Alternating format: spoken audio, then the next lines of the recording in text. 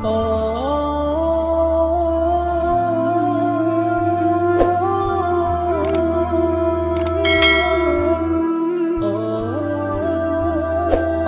আলাইকুম ওয়া রাহমাতুল্লাহি তাআলা ওয়া বারাকাতুহু ফিদ দুনিয়া ওয়াল আখিরাহ।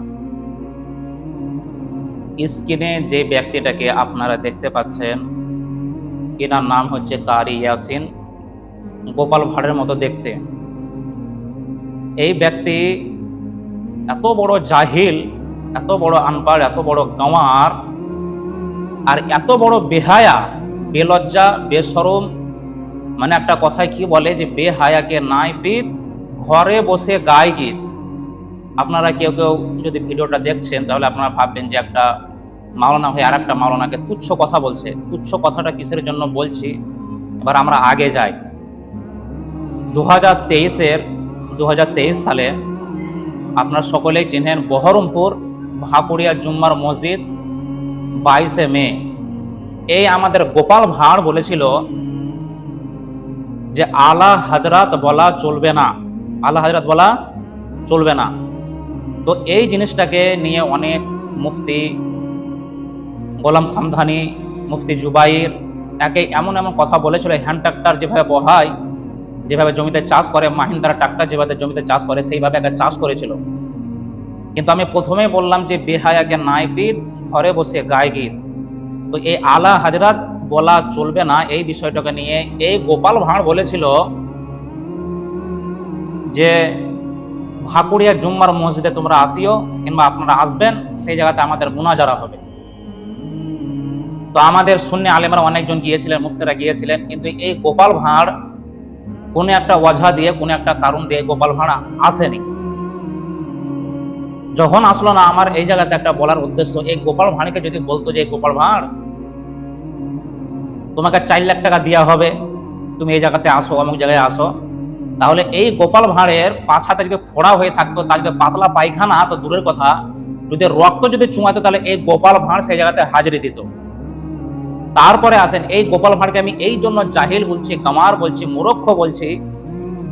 একটা ভিডিওটাতে বলেছে, একটা ভিডিওতে একটা হয়তো কোনো একটা লোক তাকে ফোন করে বলেছে যে বাড়িতে ওঠার সময় কিসের দরকার হয়। তো এই গোপাল ভাঁড় বলেছে আপনার যে সিঁড়ির দরকার হয়।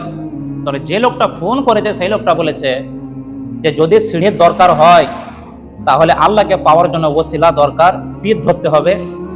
এই কথাটা যখন বলেছে, তো এই গোপাল ভাঁড় বলেছে যে যে বাড়িতে লিফট নাই, যে বাড়িতে লিফট আছে সেই বাড়িতে সিঁড়ির প্রয়োজন হয় না। এই গোপাল ভাঁড়কে আমি বলতে চাই, এই গোপাল ভাঁড় জাহিল, মূর্খ। কোনো এমন দুনিয়াতে এমন বিল্ডিং নাই যে বিল্ডিং এ সিঁড়ি নাই, সিঁড়ির প্রয়োজন হয় না, এরকম কোনো বিল্ডিং নাই। আর যদিও আছে খুব কমই আছে। কেন এই লিফটের কোনো কখন হয়তো খারাপ হয়ে যেতে পারে, তখন কোনো ওই ওপরে কিন্তু ঝুলতে লাগবে, ওপরে থাকবে, তো তার জন্য সিঁড়িটার প্রয়োজন হয়। লিফট কখন খারাপ হতে পারে কেউ কোনোদিন বলতে পারে না। আর এই জন্য মূর্খকে বলছি, এই জন্য এই আপনার গোপাল ভাঁড়কে এই জন্য আমি মূর্খ বলছি, কোন জায়গাতে সে ডাব চুরি করেছে স্টেজের ওপরে বলছে, কোন জায়গাতে বেল চুরি করেছে স্টেজের ওপরে বলছে, কোন জায়গাতে আপনার মাছ চুরি করে খেয়েছে, এই গোপাল ভাঁড় সব কথাই বলছে। এই গোপাল ভাঁড়কে যখন বলেছিল আলা হযরত বলা চলবে না, এই ভিডিওটাতে, যে আপনার ভিডিওটা এবার চালু করে দেখবেন, সেই ভিডিওটাতে বলেছে যে আলাউদ্দিন জিহাদি, তারপরে আলা হযরতকে কবর থেকে উঠিয়ে নিয়ে এসো, এরকম কথা, তুচ্ছ কথা বলেছে। এবার যে ভিডিওটা আসছে, এই ভিডিওটাকে মন দিয়ে আপনারা শুনুন।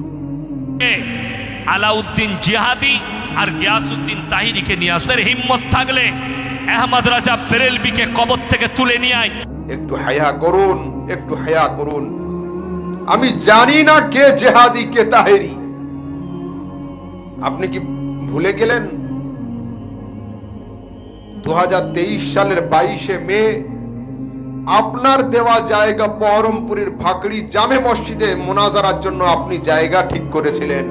আলহামদুলিল্লাহ, সেখানে আমি গিয়ে প্রেজেন্ট হয়েছিলাম, আপনি অ্যাবসেন্ট ছিলেন।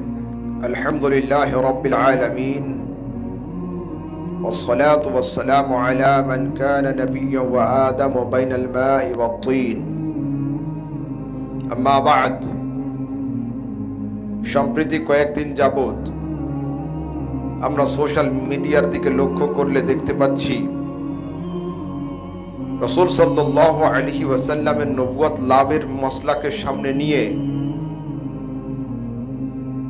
ওই বাংলাতে আলেমদের মধ্যে মতবিরোধ দেখা দিয়েছে। গত কয়েকদিন পূর্বে পশ্চিমবঙ্গের বর্ধমান ডিস্ট্রিক্টের একজন কারি সাহেব তিনি একটি ভিডিও আপলোড করেছেন। তিনি তার বক্তব্যের মধ্যে বলেছেন, আল্লাহর হাবিবকে আল্লাহ কোরআনে বলেছেন, আমি 40 বছর বয়সে নবুয়ত প্রাপ্ত করলাম। আল্লাহর হাবিবকে আল্লাহ কোরআনে বলছেন, আমি 40 বছর বয়সে নবুয়ত প্রাপ্ত করলাম। আহা কারি ইয়াসিন সাহেব,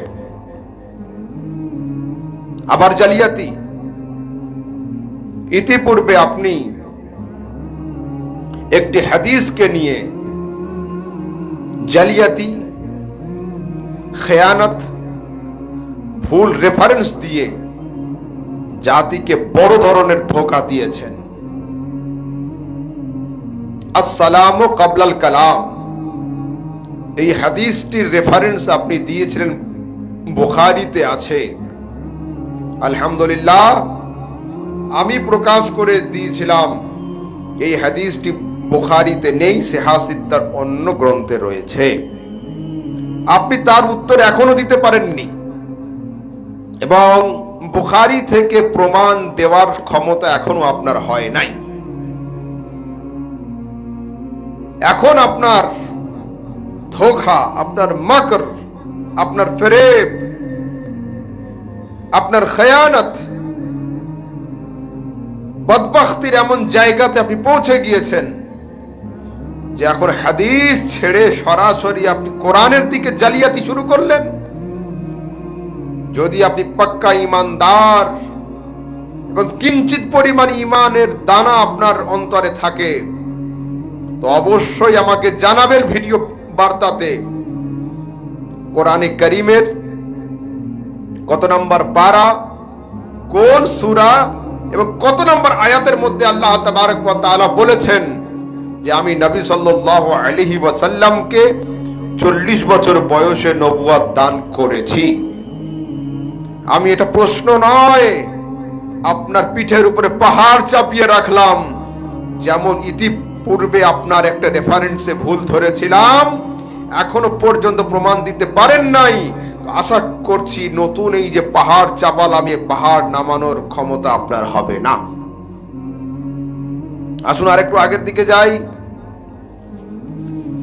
আপনি বক্তব্যের মাঝখানে একটি ঘটনা বলছিলেন, জলঙ্গির দিক থেকে কোনো একজন ছেলে বা কেউ একজন আপনাকে ফোন করেছে, আল্লাহ জানে সে কে। সে ছেলে বলেছে মোনাজারা হবে, আপনার সাথে মোনাজারা করবেন। আপনি তাদেরকে জিজ্ঞাসা করেছিলেন মোনাজারাতে কে আসবে, কে মোনাজারা করবে। সে উত্তর দিয়েছিল আলাউদ্দিন জেহাদি এবং গিয়াসউদ্দিন তাহেরি। এই দুটো নাম শোনার পরে আপনি কি বলেছিলেন? আলাউদ্দিন জেহাদি, গিয়াসউদ্দিন তাহেরি আমাকে সামলাতে পারবে না, হিম্মত থাকলে আহমদ রাজা বেরেলভিকে কবর থেকে তুলে নিয়ে আয়।